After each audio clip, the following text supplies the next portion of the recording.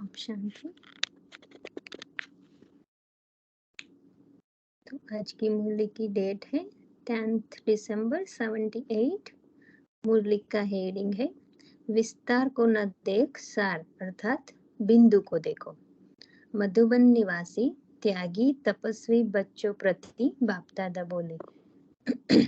मधुबन निवासी अर्थात मधुरता के सागर में सदा लहराने वाले बाप दादा की विशेष कर्म भूमि, चरित्र भूमि, मधुर मिलन भूमि या महान पुण्य भूमि, ऐसी भूमि के सदा निवासी कितनी महान आत्माएं हैं। निराकारी बाप को भी इस साकार भूमि से विशेष स्नेह है। बाबा कहता है शिव बाबा को भी मधुबन से बहुत स्नेह है। ऐसी भूमि के निवासी स्वयं को सदा ऐसे अनुभव करते हो, ऐसे भूमि के निवासी स्वयं को भी सदा ऐसे अनुभव करते हैं मधुबन अर्थात मधुर भूमि। तो बाबा कह रहा है जैसे भूमि का महत्व है ऐसे स्वयं को भी इतने महत्व, स्वयं का भी इतना महत्व समझते हो, अनुभव करते हो। बाबा ऐसे पूछ रहे हैं। वृत्ति की भी मधुरता, वाणी की भी मधुरता और हर कर्म में भी सदा मधुरता। जैसी भूमि वैसी ही भूमि में रहने वाली महान आत्माएं।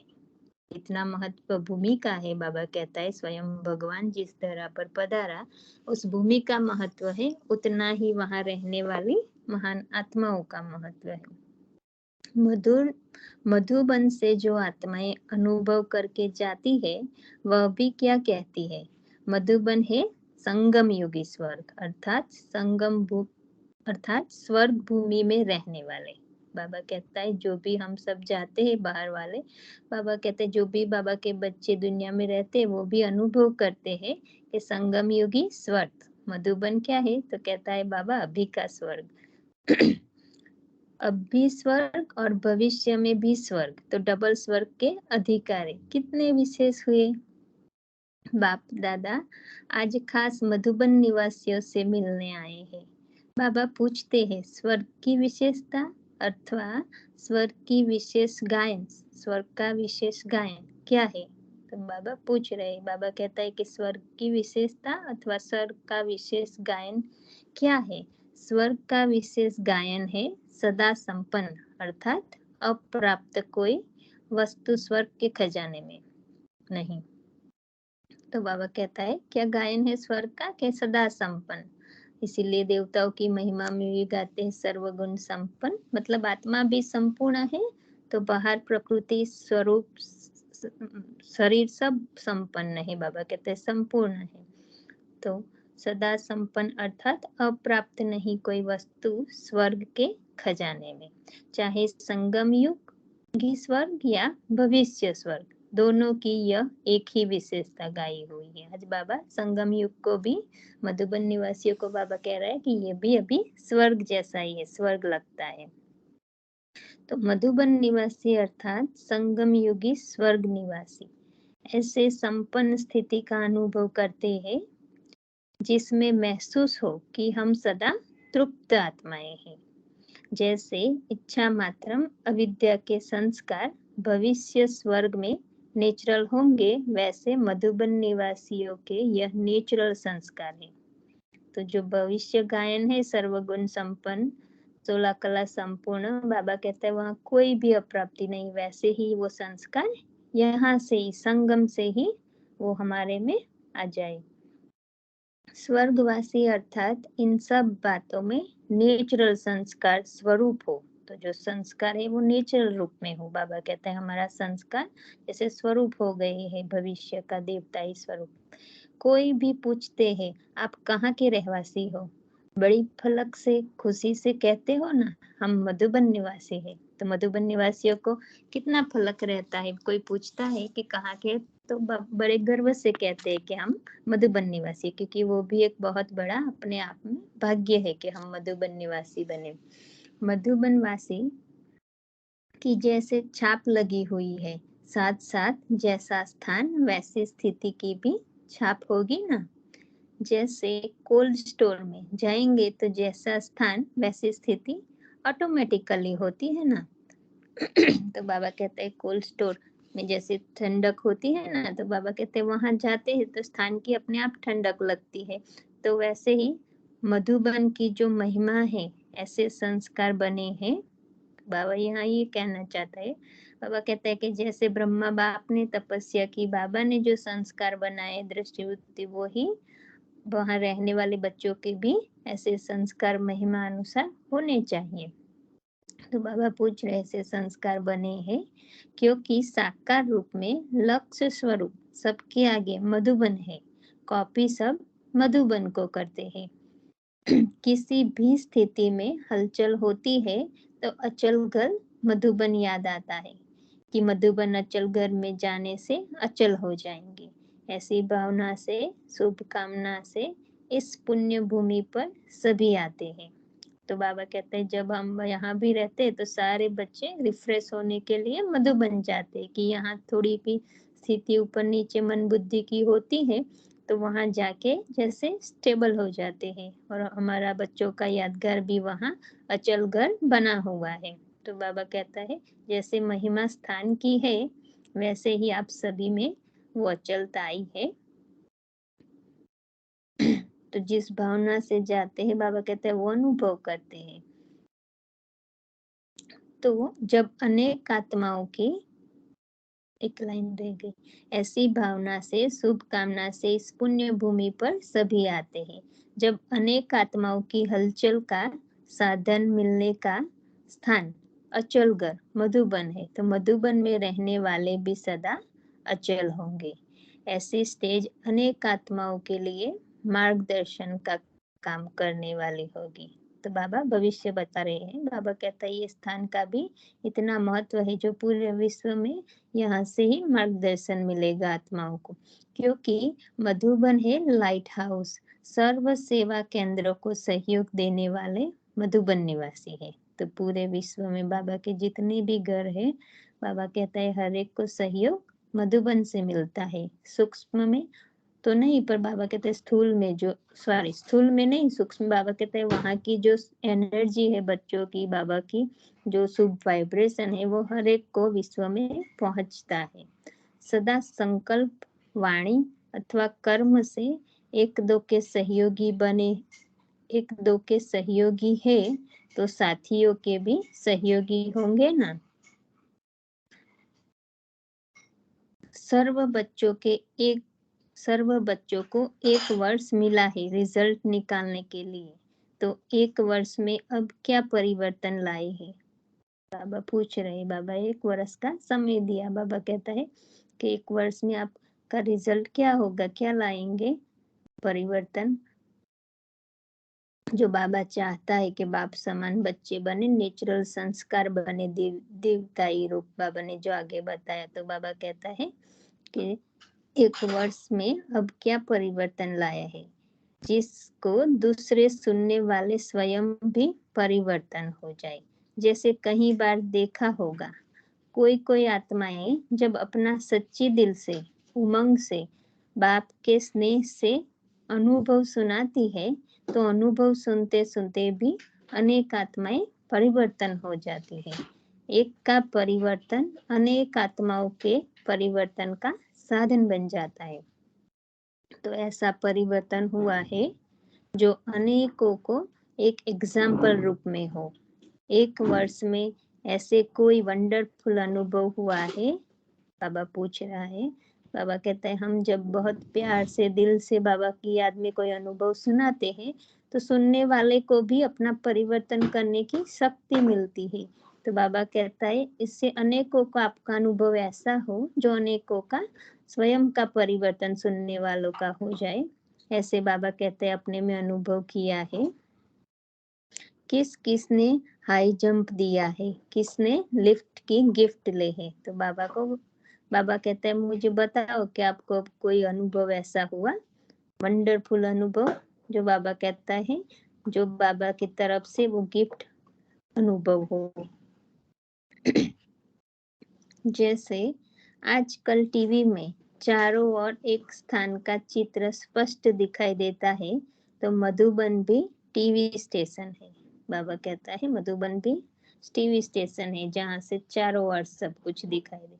चारों ओर टीवी के सेट लगे हुए हैं और टीवी स्टेशन पर जो एक्ट चलता है वह ऑटोमेटिकली सब तरफ दिखाई देता है। तो वहाँ भी जैसे स्थूल में भी एक जगह को निर्माण होता है तो पूरी विश्व में वो दिखाई देता है। तो बाबा कहते हैं ऐसे मधुबन भी टीवी स्टेशन है, जो वहाँ चलता है वो पूरे विश्व में उसका प्रभाव पड़ता है, दिखाई देता है।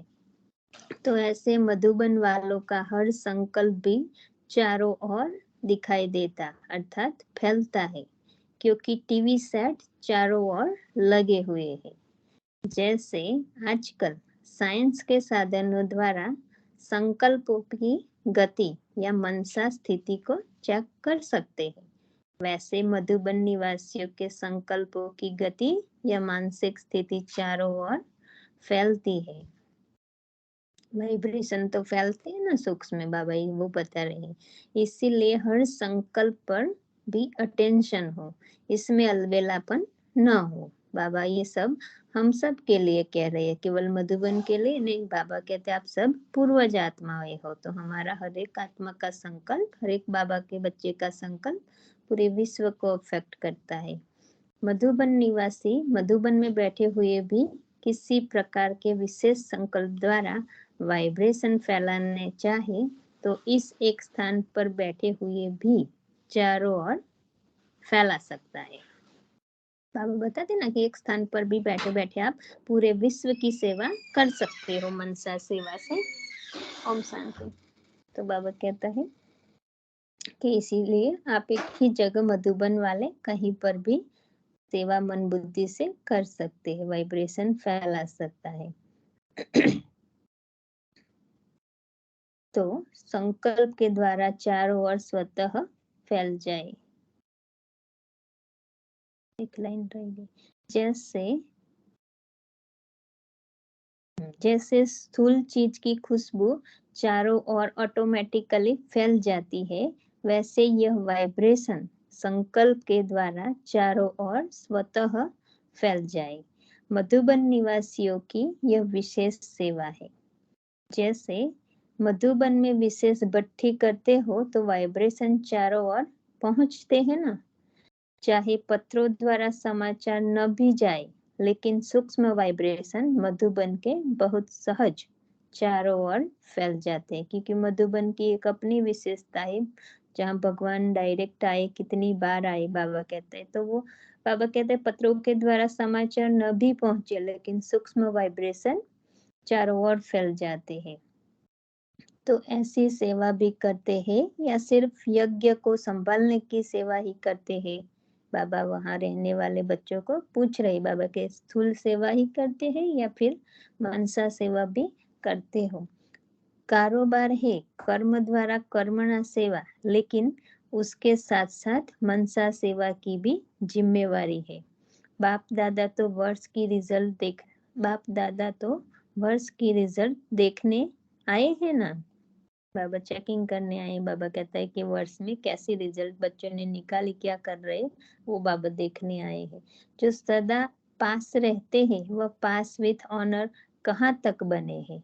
जो महान आत्माओं के साथ रहते हैं साकार में भी समीप है और स्थान में भी महान है। ऐसी आत्माओं की प्रारब्ध क्या बनती है। शास्त्र में भी मधुबन की महिमा विशेष गाई हुई है। तो मधुबन निवासी हर बात में विशेष आत्माएं हर समय कोई विशेषता दिखाने वाली है। जो भी ग्रुप आवे वह यह अनुभव करे कि मधुबन निवासियों में यह विशेषता थी। मधुबन स्वर्ग में हर आत्मा सदा तृप्त आत्मा संपन्न मूर्त थी। तो बाबा कहते हैं आपकी स्थिति ऐसी हो, वाइब्रेशन ऐसी हो कि जो भी आत्माएं वो अनुभव करे कि जो मधुबन में था वो और कहीं नहीं था। बाबा कहता है ऐसा कोई वंडरफुल अनुभव कराओ। इसका आधार है कि सदा एक लक्ष्य हो कि हमें दाता का बच्चा बन सर्व आत्माओं को देना है, न कि लेना है। यह करे तो मैं करूं नहीं। हर एक दाता की भावना रखे, दातापन की भावना रखे तो सब देने वाले अर्थात संपन्न आत्मा हो जाएंगे। तो बाबा हमें भी सिखा रहा है, बाबा कहता है हमें सदा ये याद रहे कि हम दाता के बच्चे हैं। कल भी बाबा ने कहा ना कि दाता कौन है, मास्टर दाता बच्चे हैं लेकिन दाता नहीं है, तो दाता एक है। तो आज भी बाबा कह रहे हैं कि हमें सदा ये स्मृति रहे कि हमें सबको देना है, देने वाले हैं, दाता के बच्चे हैं हम, मास्टर दाता, हमें किसी से मांगना व लेना नहीं है। तो ये याद रखेंगे तो बाबा कहता है संपन्न आत्मा हो जाएंगे। संपन्न नहीं होंगे तो दे भी नहीं सकेंगे। जो संपन्न आत्मा होगी वह सदा तृप्त आत्मा जरूर होगी। तो जो जिसकी भावना देने की होगी तो वह अंदर से संतुष्ट होंगे। जैसे बाबा ने कल भी कहा ना, अप्राप्ति का कारण क्या है? असंतुष्टता, चाहिए ईर्षा या अप्राप्ति। तो आज भी बाबा कह रहा है जो तृप्त होगा वो ही दे सकता है, इसीलिए हमारी भावना सदा देने की रखनी है। मैं देने वाले दाता का बच्चा हूँ, देना ही लेना है। तो फिर बाबा कहते हैं जब देंगे तो अपने आप रिटर्न में दुआएं मिलेगी, राइट, अपने आप उड़ते रहेंगे। बाबा कहते हैं देना ही फिर लेना है, जितना देना उतना लेना ही है। प्रैक्टिकल में लेने वाला नहीं लेकिन देने वाला बनना है। तो स्थूल में हमें कुछ लेना इच्छा नहीं रखनी है, बाबा कहता है बस भाव हमारा दातापन का, देना है देना है। तो बाबा कहता है फिर अपने आप वो लेना ही हो जाता है। दातापन की भावना सदा निर्विघ्न इच्छा मात्रम अविद्या की स्थिति का अनुभव कराते हैं। देखो हमें भावना होगी देने की, बाबा कहता है हम दाता के बच्चे, मास्टर दाता है, तो बाबा कहते हैं सदा हमारी स्थिति निर्विघ्न रहेगी और फिर इच्छा मात्रम अविद्या की स्थिति का अनुभव हम करेंगे, मतलब संतुष्ट रहेंगे, भरपूर रहेंगे। सदा एक लक्ष्य की तरफ ही नजर रहे, वह लक्ष्य है बिंदु। एक लक्ष्य अर्थात बिंदी की तरफ सदा देखने वाले। तो बिंदी स्वयं भी बिंदी, बाबा भी बिंदी। और बाबा कहता है ड्रामा में भी हमें कोई बात को फुल स्टॉप लगाना है, ज्यादा चिंतन व्यर्थ में नहीं चलाना। तो बाबा कहते हैं बिंदी की तरफ सदा देखने वाले, अन्य कोई भी बातों को देखते हुए भी नहीं देखे, नजर एक बिंदु की तरफ ही हो। जैसे यादगार रूप में भी दिखाया है कि मछली के तरफ नजर नहीं थी लेकिन आंख की भी बिंदु में थी। तो वो भक्ति मार्ग में भी दिखा था ना, मुझे तो इतना पता नहीं स्टोरी का, पर शायद लगता है कि अर्जुन को बोला था कि मछली की आंख में तीर लगाना है, तो वो हाँ हाँ हाँ जी, हाँ जी, अर्जुन को बोला था स्वयंवर में। हाँ, तो फिर बाबा कहता है कि उसकी भी नजर केवल आंख में भी बिंदु, जो अंदर जिसको करना है वो बाबा कहते हैं उसकी तरफ हो। मछली विस्तार है शरीर, तो मछली है विस्तार और सार है बिंदु। तो विस्तार को नहीं देखा लेकिन सार अर्थात एक बिंदु को देखा। इसी प्रकार अगर कोई भी बातों के विस्तार को देखते तो विघ्नों में आते और सार अर्थात एक बिंदु रूप स्थिति बन जाती तो फुल स्टॉप अर्थात बिंदु लग जाती। तो बाबा हमें यहाँ प्रैक्टिकल में बता रहे, बाबा कहते हैं कोई भी बात देखते हुए भी जैसे नहीं देखो, सुनते हुए भी नहीं सुनो, तो हमें फुल स्टॉप, मतलब बाबा कहता है ड्रामा का ज्ञान है पूरा आत्माओं का, हर एक आत्मा यूनिक है, हमें ज्ञान दिया है बाबा ने, वो हमें सदा इमर्ज रूप में रखना है। तो बाबा कहता है फिर बिंदु इजीली कल्याण है, तो फिर फुल स्टॉप लग जाएगा। कर्म करते भी फुल स्टॉप अर्थात बिंदु, स्मृति में भी बिंदु अर्थात बीज रूप की स्टेज हो जाती। मतलब जितना जितना हम अभ्यास करेंगे स्वयं को भी बिंदु समझेंगे, तो बाबा कहता है ये फिर निरंतर अभ्यास हो जाएगा। यह विशेष अभ्यास करना है, विस्तार को देखते भी न देखे, सुनते हुए भी न सुने, यह प्रैक्टिकल अभी से चाहिए। तो बाबा कहता है जब बहुत काल का अभ्यास होगा तो अंत में हम ये कर सकेंगे, तो हमें प्रैक्टिकल में ये करना है।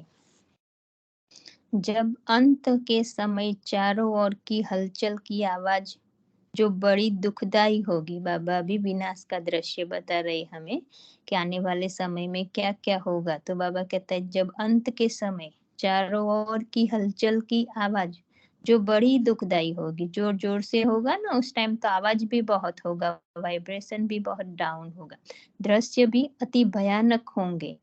अभी के बातें उसकी भेंट में तो कुछ नहीं है। बाबा कहता है अभी जो हमें दुनिया में थोड़ा बहुत देख रहे हैं वो तो रिहर्सल है, बाबा कहते वो तो कुछ नहीं। अगर अभी से ही देखते हुए न देखना, सुनते हुए न सुनना, यह अभ्यास नहीं होगा तो अंत में इस विकराल दृश्य को देखते एक घड़ी के पेपर में सदा के लिए फेल मार्क्स मिल जाएगी। तो बाबा हमें ये सावधान कर रहे। बाबा कहते हैं अभी भी हमें बहुत सुनने देखने की आदत होगी, क्यों, क्या क्वेश्चन।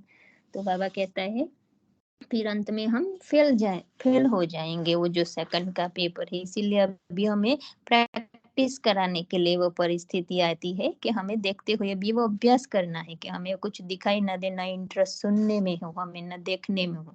हम केवल शुभ भावना से सकाश दे, वाइब्रेशन दे, बाबा कहते हैं शक्तियों का दान करें। तो वो अभ्यास हमें अभी से करना है। तो बाबा कहता है फेल मार्क्स मिल जाएगी अंत के पेपर में, इसलिए यह भी विशेष अभ्यास चाहिए। ऐसी स्टेज हो जिसमें साकार शरीर भी आकारी रूप में अनुभव हो। जैसे आकार रूप में देखा, साकार शरीर भी आकारी फरिश्ता रूप अनुभव किया ना। बाबा यहाँ ब्रह्मा बाप की बात कर रहे। बाबा जब लास्ट स्टेज में बच्चों को अनुभव होता था कि बाबा जैसे उड़ रहे हैं, ऐसा अनुभव फरिश्तों जैसा बाबा होते हुए भी नहीं होता था वहां। तो बाबा वो बात बता रहे हैं कि लास्ट स्टेज बाबा की ऐसी थी, ब्रह्मा बाबा की, कि स्थूल शरीर में होते हुए भी जैसे फरिश्ते नजर आते थे, चलते फिरते कार्य करते आकारी फरिश्ता अनुभव करते थे।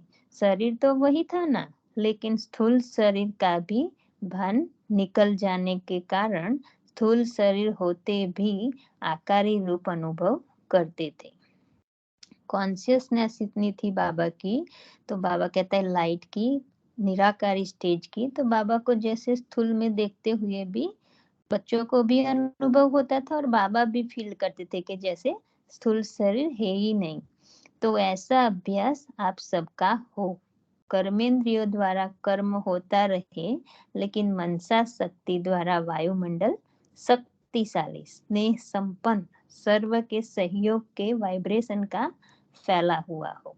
जिस भी स्थान पर जाए तो यह फरिश्ता रूप दिखाई दे। बाबा कहते हैं जहाँ पर भी जाओ आप बच्चे, तो आपका जैसे दूसरों को फरिश्तापन अनुभव हो।